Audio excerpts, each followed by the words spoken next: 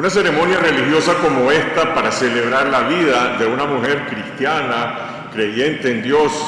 que además fue la primera mujer electa presidenta por el voto popular en América Latina y que lideró la transición democrática en el momento más complejo y difícil de la historia de Nicaragua, jamás habría sido posible en nuestra patria debido a la feroz persecución política que existe en contra de la Iglesia Católica.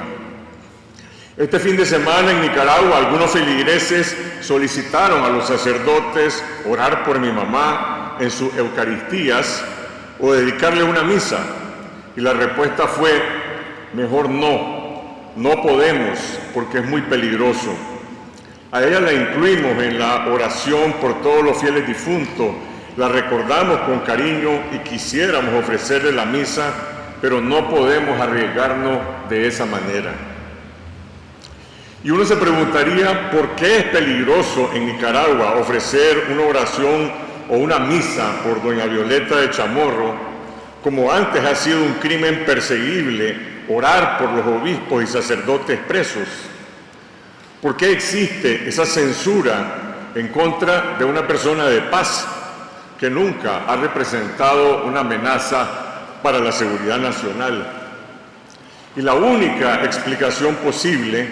es por el miedo que tiene la dictadura a que cunda la esperanza. En la madrugada del 14 de junio de 2025 se apagó la vida de nuestra madre Violeta Barrios de Chamorro,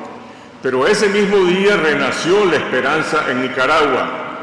una esperanza que está encarnada en el ejemplo de su vida, en su legado de integridad y honradez, en su compromiso con la libertad y la democracia, en la experiencia de que es posible vencer el miedo para expresar la voluntad popular y sobre todo en su estatura como estadista, que gobernó de forma democrática aún bajo una amenaza autoritaria. Esos valores representan una esperanza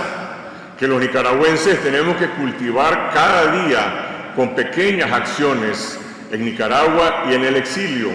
si de verdad tenemos un compromiso para salir de la dictadura dinástica, para que haya un cambio profundo en Nicaragua y para que mi madre Violeta Barrios de Chamorro pueda finalmente descansar en paz en su patria.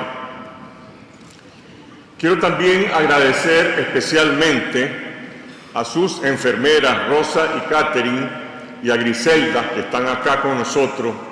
las personas que acompañaron a mi mamá en los últimos años, meses, días y horas de su vida y con amor y profesionalismo le prodigaron un cuidado extraordinario, y también a los médicos nicaragüenses y costarricenses que le permitieron sobrellevar su prolongada enfermedad. En octubre de 2023, cuando mis hermanos Pedro Joaquín y Cristiana ya habían salido de la cárcel y estaban desterrados, y Claudia Lucía tenía que viajar a Estados Unidos por razones de salud, decidimos trasladar a mi mamá a San José para poder brindarle acá el amor y el cariño que no podíamos darle en una patria que nos habían arrebatado. Ella se mantuvo aferrada a la vida y finalmente en enero de este año pudimos reunirnos en San José los 4 hermanos para cantarle, rezarle, besarla, abrazarla y para darle infinitas gracias por su vida. Y porque tuvimos ese privilegio de poder acompañar a mi mamá en Costa Rica y conocemos en carne propia el dolor de patria y de la separación forzada de las familias, hoy nos solidarizamos con todos los presos políticos que nunca pudieron ver a sus padres y madres cuando fallecieron. Nos solidarizamos con todos los exiliados que tampoco han podido estar con sus seres queridos cuando fallecen en Nicaragua. Y nos solidarizamos con todas las familias que se encuentran separadas por un acto de crueldad de los dictadores que han convertido a Nicaragua en un país de desterrados. Gracias también al pueblo y al Estado de Costa Rica, que acogió a nuestros padres en su primer exilio en 1957 para escapar de la dictadura dinástica de los Somozas, y nos ha seguido recibiendo con solidaridad en los años 70, en los 80 y ahora en el siglo XXI, a nosotros, la familia Chamorro Barrios, y a centenares de miles de nicaragüenses, migrantes y refugiados. La primera vez que en mis adentros, siendo un niño, me sentí orgulloso de mi madre y pensé que era la mejor mamá del mundo, era una mujer joven y bella,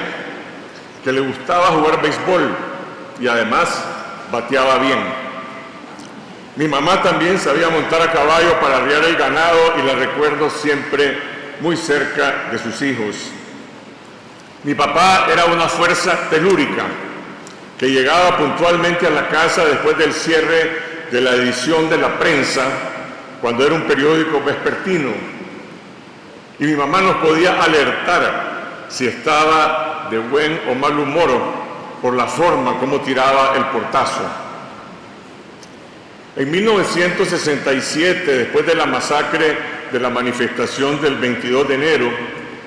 yo tenía 10 años y me tocó abrirle la puerta de la casa a un teniente de la Guardia Nacional que llegaba a apresar a mi papá. Mi padre asumió esa nueva carceliada con serenidad, como si ya estuviese preparado. Se quitó su anillo de matrimonio, se despidió de mi madre con un beso y, como muchas otras veces en su vida, mi mamá asumió su lucha y su reclamo de justicia con una extraordinaria dignidad. En noviembre de 2022, cuando con Desiree me tocó representar a mi familia en la Universidad de Tulane en la presentación de la colección de documentos y libros Chamorro Barrios, pude leer por primera vez los manuscritos de las cartas de la cárcel entre mis padres en el año 1959 y descubrí una historia conmovedora de amor y patriotismo, de muchísimo dolor, pero sin ninguna clase de rencor. Así se formó mi mamá en la lucha de mi padre por la democracia contra la dictadura somocista, en el dolor y en la alegría de la vida, ambos cobijados por sus profundas convicciones cristianas. Así se preparó para la misión que también a ella le tocó asumir y liderar. Mi papá era un gran lector, periodista y escritor, y mi mamá era una persona muy vital que aprendió a tocar piano de oído y se conectaba con la gente y con las emociones a través de la música, de los boleros de Agustín Lara, Cielito Lindo, La Palomita Guasiruca y muchas otras canciones. El día que falleció mi mamá, el periodista Alan Ryding, ex corresponsal del New York Times en México, que puso a Nicaragua en el radar de la prensa internacional a mediados de los años 70, me escribió un mensaje sobre ese momento en que mi madre inició su propia misión redentora en Nicaragua. Y me dice: querido Carlos Fernando, mis profundas condolencias por la muerte de tu madre. Tuvo una vida extraordinaria, sobre todo cuando tomó la bandera ensangrentada de tu padre y dio dignidad a la lucha por la democracia en Nicaragua. La conocí hace 50 años y mi primera impresión de ella queda en mi memoria. Nuestros padres nunca nos impusieron a nosotros, sus hijos, un mandato sobre qué debíamos hacer en la vida, además de ser ciudadanos honestos. Nos educaron con el ejemplo, como también predicaron en su patria con el ejemplo, con la coherencia entre sus ideales y sus acciones, para hacer de Nicaragua una república democrática con justicia social. todo lo que aprendimos de tolerancia se lo debemos a mi madre, abuela, bisabuela, tan generosa en el amor con su familia como en el amor a su patria. Algunas veces me han preguntado en estos años qué pensaba mi mamá de la rebelión de abril y de la masacre y la represión, cuando ella estaba totalmente retirada de la vida pública y afectada por la enfermedad. En la tarde del 18 de abril de 2018, el día que se realizó esa protesta en el Camino de Oriente y nadie esperaba que era el inicio de un estallido, de una rebelión nacional, salí del trabajo en la redacción de Confidencial y fui a visitarla a su casa en Las Palmas, como era mi rutina. Nos sentamos en su cuarto y encendimos la televisión que estaba presentando las imágenes de la protesta